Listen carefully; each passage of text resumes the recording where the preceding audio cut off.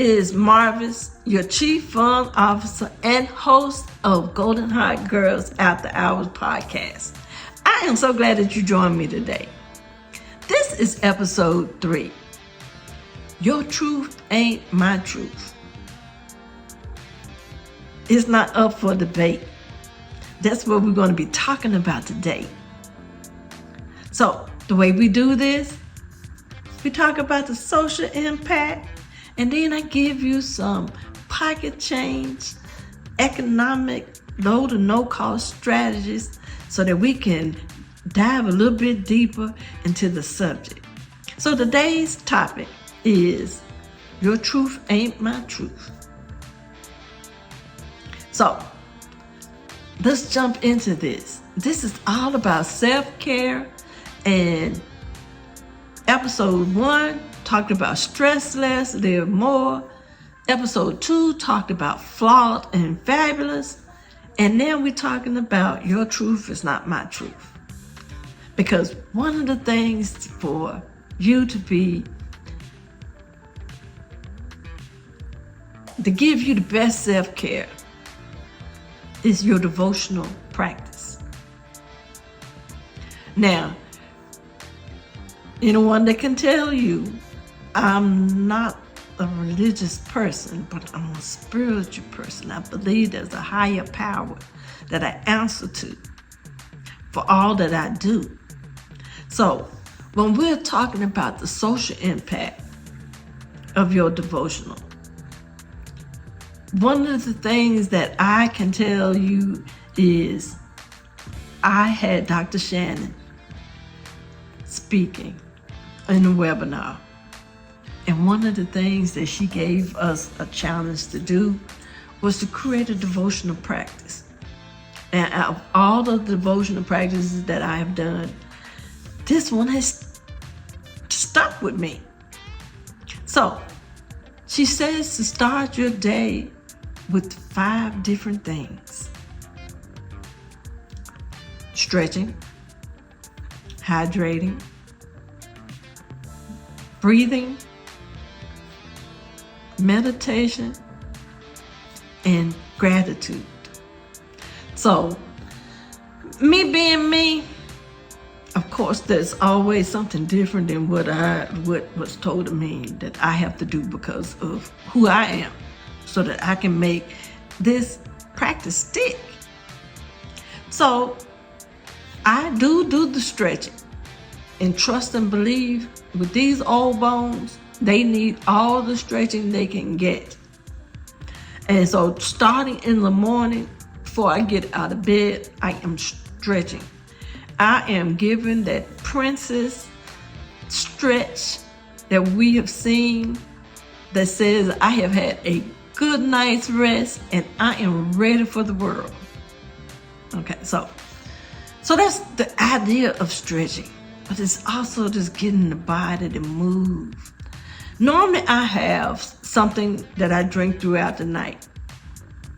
This case, I'm into kombucha because once again, it's a probiotic drink that helps me keep down my yeast infections. So, but I normally have some type of fruit in it as well. Whatever it takes for you to drink, whatever is your jam, long as you are hydrating when you first wake up, don't worry about whether or not you got to go to the bathroom and pee. The important thing is getting your body hydrated. And we'll talk about that hydration and how important it is later. Okay, so we got to the devotions. Now, I have tons of books with affirmations and poems and scripture and anything that you can do. And I was not using them. It was creating a barrier for me to do the devotion. And along the way, someone talked about how they enjoy music. And I said, you know what? Music is my life. I'm a line dance instructor. I throw parties. So So music is always a part of my life. So what I did is, back in the day, Walmart used to do a yearly gospel album with different artists and different songs, and normally it was 2 CDs. And so what I did is I went back to them and I found the one that has uplifting music that is an hour long. I am doing that CD every morning.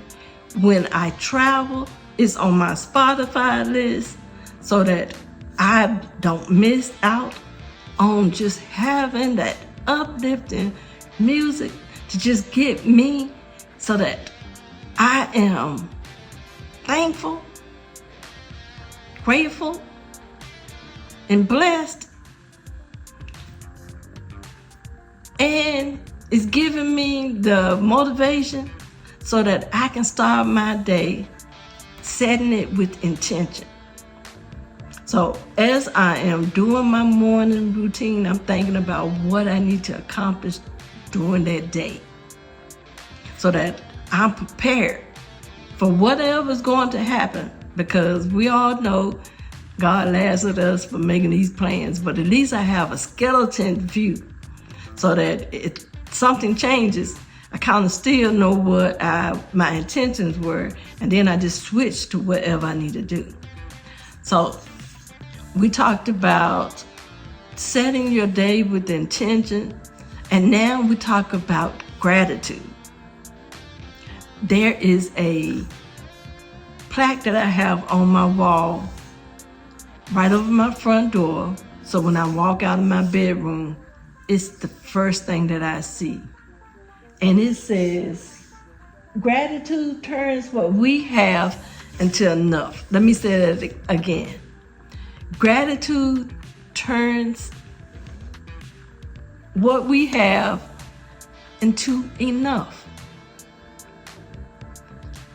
So I go through the day, even when I'm having a stressful day. Thank you for the distractions. Thank you for me having home ownership issues. Something break down. Thank you that I have good credit so that I can get these things fixed. So one of the things that I suggest to you is find your devotional practice and be as intentional as you can be, so that whatever is your truth is your truth, and no one can take that from you. Okay, so we're going to take a quick break, and then we're going into the pocket change. If you like what you have heard so far and you want to be a sponsor, reach out to your girl at contact@marvisfund.com. That's contact@marvisfun.com. And we can talk about how you can be a sponsor to help my Golden Heart girls live their fierce and limitless life unapologetically and with the divine purpose in mind.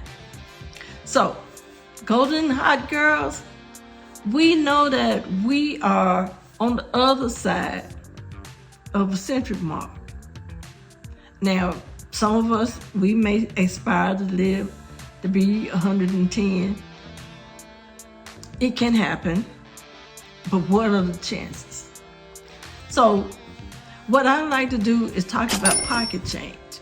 Now, what I do to do it is I use 4 principles. 1, feed the body through movement. 2, feed the mind through reading. 3, feeding the soul through writing. And then 4, being the voice for the voiceless. If you are struggling because you don't think you have a voice, I'm with you. I've been there.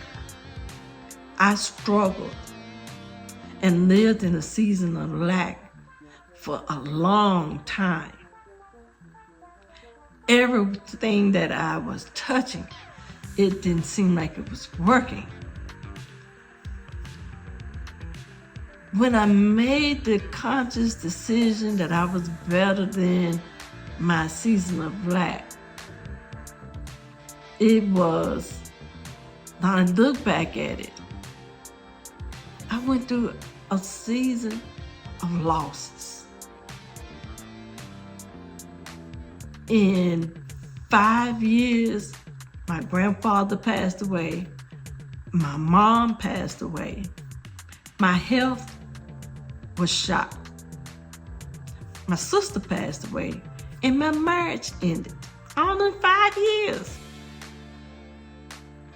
And so I spent another 10 years just trying to survive, because loss after loss after loss, I truly forgot who I was, and I was just in survival mode. So I wasn't thriving. And Lord, I did not talk about the divorce and separation. Man, that cost me money that I did not have. It cost me, I questioned who I was, because I began to wonder, was I doing the right thing by going through this process? 5 years in, till we finally got resolution to all of the financial obligations. But then it took some more work on my part to feel like not a failure and realize that I am doing the best thing, because I ended up becoming a single parent. So there was times that I questioned my Savior. I was like, I know they say you're not going to put no more on me than I can bear, but I think I'm at that point. But it took me a time and a space to decide if this is how I want to live my life. Is this what I think the Lord wants me to go through? It's got to be a reason why I'm going through all of this. And it was. I'm here talking to you now. So I put the work in so that you don't have to put the work in for as long as I did. My experiences is so that I can share with you how I made it through. Now, when you're going through those storms, you're not going to realize that you are making it through. It's only until you get to the other side. So, we want to talk about the pocket change. First, when we talk about moving the body, once again, stretching is an excellent form of just moving your body. Just kind of on your music and just dance. Whatever you want to do with your body, yoga, Pilates, planks, whatever you want to do, do it as long as you are making some moves. Because if you don't, then you end up stagnant. And if you're stagnant, then you're not making false decisions. Which brings me to feeding your mind through reading. I belong to 2 different book clubs. So I read outside of the normal stuff that I would read. But it's not so much about the reading as it is the socialization, and then just able to read and take your mind off of what you're going through now. And your library is your best friend, because you can check out books at no cost. All it takes is you getting a library card. So, feeding the soul and the body. Once again, I did a workshop on affirmations through music. So I invite you to do the same thing. Go to your playlist and don't tell me you don't have a playlist. You have music that you listen to either on the radio, YouTube, whatever. But you have those songs in your head. And when you hear them, they make you do something. One of the content strategists asked me, what was my favorite song? I was like, that's like asking, what's my favorite child? It all depends on what mood I'm in. But whatever makes you feel like you are ready to conquer the world, then that should be one of your affirmation songs. So what I said to them is come up with 3 different songs, asking you the questions of what do I want, what do I need, and what do I have? Those songs can change each day. And then as you hear different songs, you can put them in each of those categories. And before you know it, you got an hour-long a jam session of music to get you in the mood so you can set your day with intentions. Now, I also talk about journaling. It does not have to be an everyday occurrence, but it's also good to just write down in the journal, draw a picture, get a poem, go back and look at what you have read that speaks to your soul, and so you can use it so you can create your own devotional practice. Because like I told you from the beginning, your truth is not my truth. We're 2 different beings. We have experiences that may be similar, but then we still are uniquely divine, shaped to set the world on fire. Now, the other day I was at a workshop, and the guy, he was trying to make a point. And I understood it because it's one of the things I've always said. What happened between birth and death? What did you do between them dashes? Because that's what people are going to remember you by. That's what is going to get you to your next level.